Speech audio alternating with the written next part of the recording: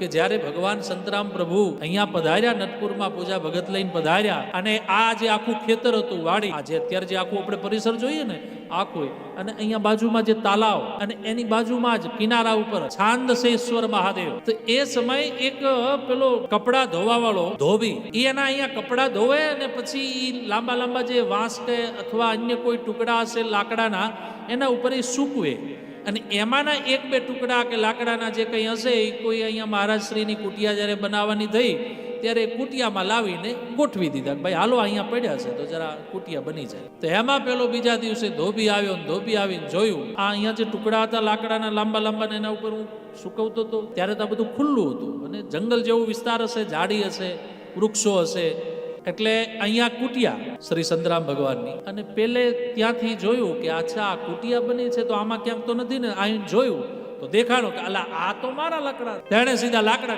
ખેંચીને લઈને પાછું બોલ્યા વગર હાલતો થયો, ને જઈને પાછા હતા એમ ગોઠવી અને એના કપડા ગોઠવવા માંડ્યા. છતાં પણ સંતરામ ભગવાને, શ્રી મહાપ્રભુએ, શ્રી યોગી અવધૂત શ્રી સંતરામ ભગવાન એક શબ્દ પણ, એટલે ભગવાન બધાને નજીક રાખે છે. કારણ જો એને કહે ને કંઈક બોલે તો એ દૂર જશે, તો એને સત્સંગનો લાભ નહીં મળે.